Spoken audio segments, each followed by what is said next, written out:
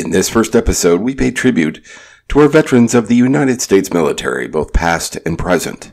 I'm Chris Casey, and this is Sea to Shining Sea.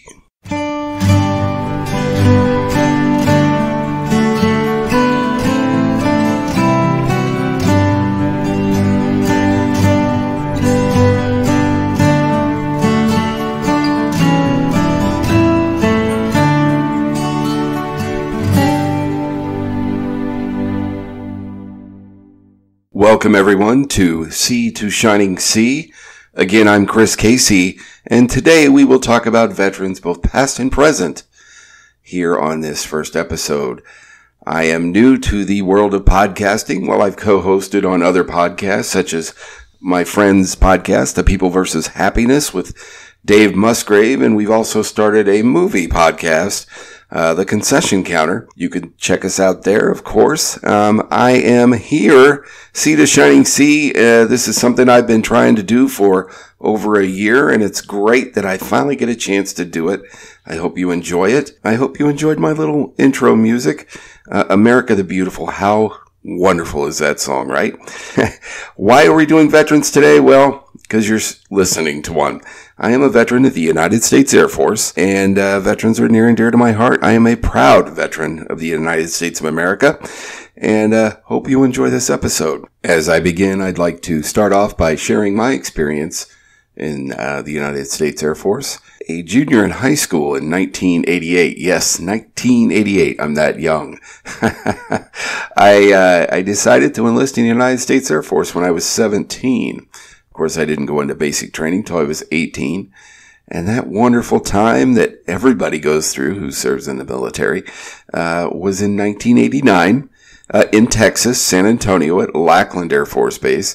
Those of you who have served know all about actually it was 6 weeks for us in the United States Air Force. Good times, as it were. It rained once in 6 weeks. So for those of you listening who've been through boot camp, basic training, whatever you want to call it, we all come in green, wet behind the ears, all you want to call it, children, as it were, and come out men. And to this day, I'm sure it's the same. I'm sure it's changed a little, but anyone who joins the military, you will come out a better person. It's made me a better person my entire life, and I thank God that that happened to me. So moving on in my career, I ended up being trained as an aircraft fuel systems mechanic, meaning I used to climb into aircraft wing tanks, fuselage tanks, repair them for leaks and any components and stuff like that. So we had our own hangar, and I worked on the flight line, and this was all cool because this was a kid who had seen Top Gun a few years before and all these fighter aircraft being able to work on. I spent every day in, on, and around fighter aircraft for almost 7 years. And that was pretty cool. It was like living a dream. Of course, well, I didn't stay in, wanted to. I served during Operation Desert Storm. While I wasn't in theater and took bullets like some of the other veteran comrades, brothers in arms that I have, it was truly a wonderful, wonderful experience. I will never forget it, and it's made me the man I am today. So, thank you for letting me indulge in my nostalgic look back to my time in the United States Air Force. Some other things I'm going to talk about in this episode. I'm going to break down the Oath of Enlistment that I took in 1989 and why it was important to me to enlist into the United States Air Force, as well as I'm going to take a look at a couple heroes, both past and more recently. As I mentioned at the onset, a couple Medal of Honor winners and what they went through to receive the Medal of Honor, and how we should tip our cap to them and every other veteran on this Veterans Day week here in 2019. And I might even mention what Veterans Day and where it came from. I hope you're enjoying the episode thus far, so please continue listening, and we will keep it going here. On 25 August of 1989, I took the Oath of Enlistment. This is an oath that everyone who serves in the United States military is required to take, and we usually do it together, all together in a room. Very, very formal. There has to be an officer from whatever branch of service, And I believe the flags have to be at certain places. It's very, very formal. And I thought, oh wow, when I did this, it was pretty amazing. It kind of hits you right in the heart, and you know that you're doing something amazing. So I'm going to read through the Oath of Enlistment as if I did back in 1989. And then I'm going to break it down and let you know what everything means. And, so the Oath of Enlistment.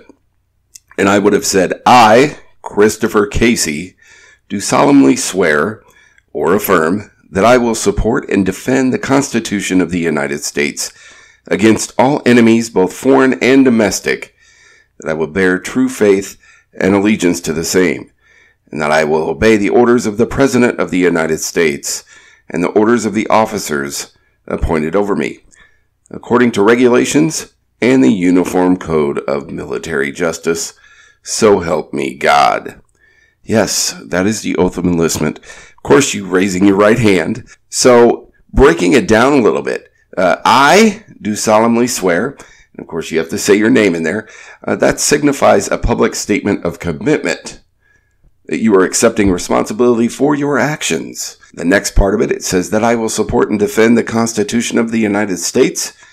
You are not swearing to support the President, the country, the flag, or a particular service, but rather the Constitution, which symbolizes all these things. And in the Air Force, that's also known as the Airman's Creed. Against all enemies, both foreign and domestic, well, we must always be prepared for current and future wartime operations. The next section is that I will bear true faith and allegiance to the same. An active decision on your part, delegated to no one other, yours alone to make that choice. Weighing the cost and liberty you choose. Service before self is what we would call it. The next statement is, and that I will obey the orders of the President of the United States and the orders of the officers appointed over me. This means you will respect senior leaders and decision makers and will follow all legal orders. And then according to the regulations of the Uniform Code of Military Justice, we called it the UCMJ. And that was our law. We had to live by it. It means you will honor and uphold all military rules and regulations. And then, so help me God. Of course, this signifies truth and commitment to what you have sworn in the oath. It is to a higher calling, higher being, or divine agency to assist ensuring your own integrity and honesty. So, such a powerful oath that meant a lot to me, and I know everyone else who raises their right hand and takes that oath to serve in our military. And after taking that oath, I felt like I had fulfilled a family legacy, as my grandfather served in the United States Marine Corps, and my dad served in the United States Navy. While I didn't go into either one of those branches, I was in the U.S. Air Force and kept the family legacy going, and that was important to me. Now, moving on to the stories I mentioned, I have a couple different Medal of Honor winners I'd like to share their stories. And then, of course, give you a little tidbit, little fun facts about Veterans Day. And then we'll close out this first episode. The Saving of Spooky 71 is the first Medal of Honor story I'd like to share. This is actually a Medal of Honor winner I learned about in basic training back in 1989. Airman First Class John Levitow. He is a Medal of Honor winner from the Vietnam War. This is from the Air Force magazine. So thank you to the Air Force magazine for providing this story by John Frisbee. So if you wouldn't mind, I'll share this with you. A1C John Levitow had only seconds to save the lives of 8 crewmen aboard the battle-damaged gunship. Heroism knows neither age nor rank. During World War II and Vietnam, 5 airmen earned the Medal of Honor. Junior among them was 23-year-old Airman First Class John L. Levitow, loadmaster on an AC-47 gunship. Spooky 71 was actually the name of it. On the night of February 24th, 1969, went to the aid of besieged troops at Long Binh Army Base, a few miles northeast of Saigon. It was John Levitow's 181st combat sortie. That means he had flown 181 times into combat with this gunship. Very vital use during the Vietnam War. An operational mission Loadmaster Levitow was responsible, among other duties, for setting up the ejection and ignition controls of a Mark 24 magnesium flare carried by USAF gunships in Southeast Asia. Flares provided illumination for the troops on the ground, for the gunship's pilot to aim his 3 side-firing 7.62 miniguns. That could cause a lot of problems. And for fighters that might be called in to help suppress enemy fire. Once the controls were set, the Mark 24 packed in a 3-foot-long metal tube weighing in 27 pounds and was passed to a gunner who triggered the arming mechanism who tossed the tube out of the plane's cargo door. 10 seconds after release, an explosive charge opened the flare's parachute, and in another 10 seconds, the magnesium ignited, generating a light of 2 million candle power. At 4,000 degrees Fahrenheit, the flare could burn through metal, and the Mark 24 was not treated casually. Properly handled, it could be lethal. On that February night, Spooky 71 had been in the air for 4.5 hours when Major Kenneth Carpenter, the aircraft commander, was directed in an area south of the Army base where the enemy mortars were laying down a heavy barrage. As the plane arrived at its target area, Levitow handed a flare to Airman Ellis Owen, whose finger was through the safety pin ring before tossing the flare through the door at Carpenter's command.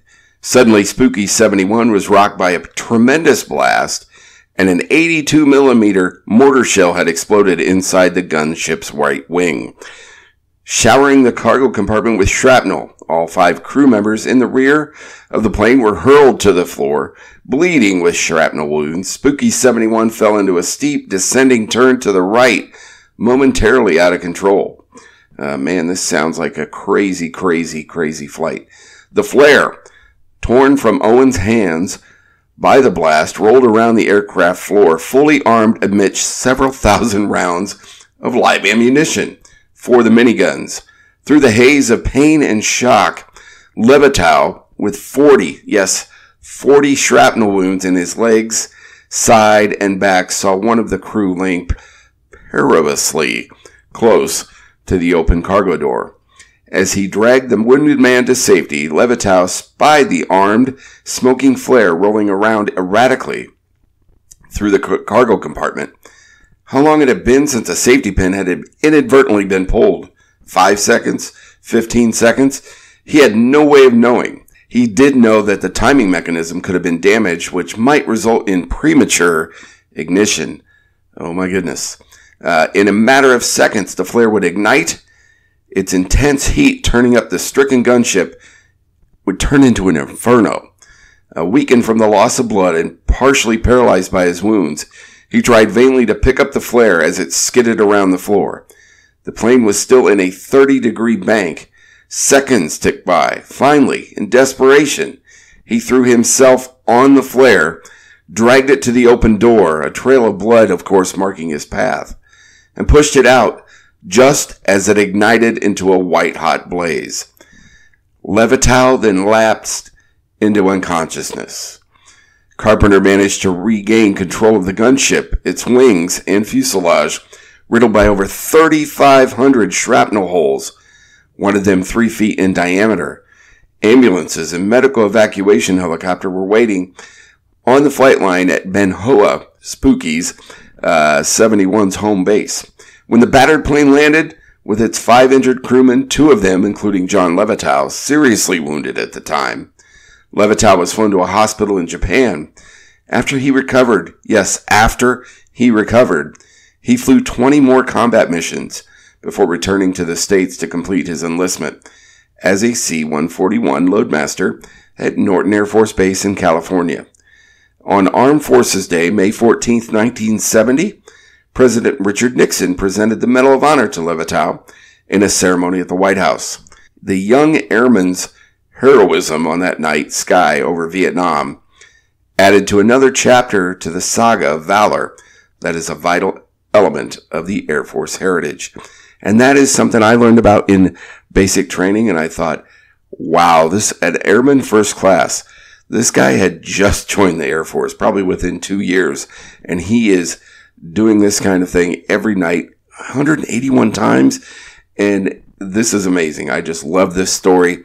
I've loved it ever since I learned it, and I hope you appreciate it as much as I do. Moving on to the next story, we thank Mr. Levitow, and I believe he passed away in the year 2000, and he is buried in Arlington National Cemetery. To the next warrior that I found as a Medal of Honor winner more recently, he and I actually share a trait. We are not only veterans, but we're both natives of the state of Iowa.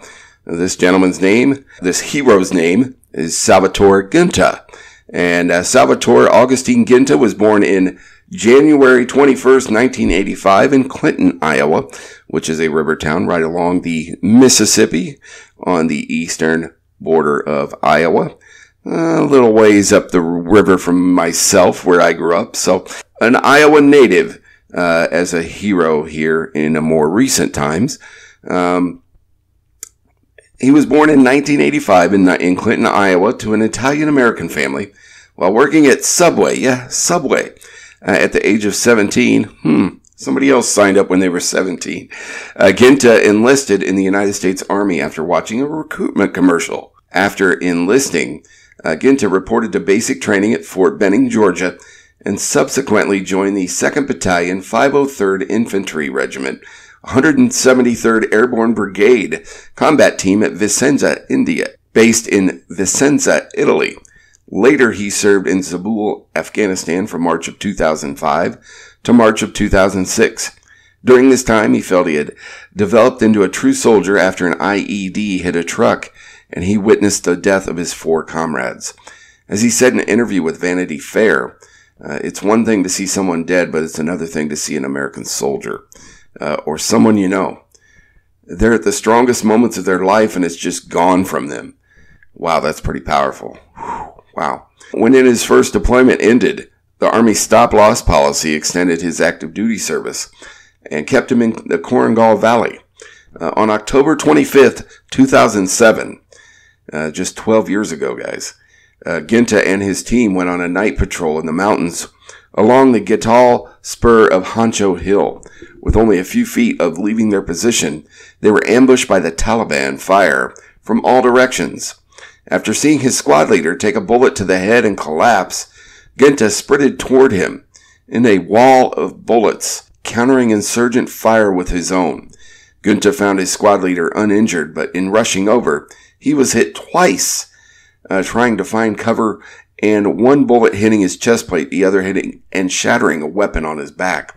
A few seconds later, Ginta began throwing fragmentation grenades toward the Taliban to disrupt their attack. Ginta and 2 other squad mates advanced, firing back until they were able to reach an injured friend to tend to his wounds. After ensuring his friend's safety, Ginta dashed over a nearby hill with no cover, and when he lifted his eyes, his heart stopped. In the distance, he saw silhouettes of 2 insurgents, dragging away Sergeant Josh Brennan, who was his best friend. Ginta ran towards him, took aim, and killed one of the insurgents. The other dropped Brennan and fled. When he reached Brennan, he saw that he was severely wounded. The ambush was ending, and he kept Brennan alive while waiting for evacuation. Brennan, however, died in surgery the next day. 2 days later, Ginta learned he would be recommended for the Medal of Honor. And on September 10th, 2010, President Barack Obama announced that he would award the United States' highest military honor, the first awarded to a living recipient since the Vietnam War. That's huge. Ginta's ceremony took place on November 16th, 2010 at the White House. He was not at peace with his award because he knew he did what any other soldier would have done. And this is awesome. This is what really makes this guy an amazing man. In July of 2017, at a ceremony in Vicenza, he pulled out his Medal of Honor and handed it to the brigade, stating that he wanted the medal to remain there with the 173rd men and women. So that's a true hero, soldier, just a great man. I would love to at least have a conversation with this guy. A huge tip of the cap, and I would utmost respect for you, sir, for everything you've done, and to give the Medal of Honor to his unit ultimate class, respect, all the above. So thank you, sir, for what you did. We appreciate it. And this story was courtesy of the Veterans Administration website. Moving on. All right, as we work to finish this first episode, while it's not a very long episode, I hope you're enjoying it thus far. Two great stories of two amazing heroes. We have hundreds and hundreds of heroes every day out there working for us, protecting us and keeping us free in this wonderful, wonderful country we live in. We were talking, I mentioned where Veterans Day came from. Well, here's some fun facts about Veterans Day. Veterans Day was originated as Armistice Day on November 11th, 1919, the first anniversary of the end of World War I. Congress passed a resolution in 1926 for an annual observance, and November 11th became a national holiday beginning in 1938. Unlike Memorial Day, Veterans Day pays tribute to all American veterans, both living and dead, but especially gives thanks to living veterans who served their country honorably during war or peacetime. Veterans Day occurs on November 11th every year in the United States in honor of the 11th hour of the 11th day and the 11th month of 1918 that signaled the end of World War I, known as Armistice Day. And in 1954, President Dwight D. Eisenhower, a very famous veteran in his own right, General Eisenhower, as we all call him, officially changed the name of the holiday from Armistice Day to Veterans Day. And in 1968, the Uniform Holidays Bill was passed by Congress, which moved the celebration of Veterans Day to the fourth Monday in October. The law went into effect in 1971, but then in 1975, President Gerald Ford returned Veterans Day to November 11th due to the important historical significance of the date. Good job, President Ford. Thank you. You put it back where it belongs. Veterans Day does commemorate veterans of all wars in Europe, Great Britain, and Commonwealth countries. It is common to observe 2 minutes of silence at 11 a.m. on November 11th. I like that idea. 2 minutes of silence. That's wonderful. Every Veterans Day and Memorial Day, Arlington National Cemetery holds an annual memorial service. The cemetery is home to over, listen to this, 400,000 people, most who've served in the military. 400,000. If you've never been to Arlington National Cemetery, it's been several years, and I live close now. I really want to go back. I was just a teenager and young and dumb and didn't understand how amazing that area was. But I've been to Arlington National Cemetery, and it's breathtaking.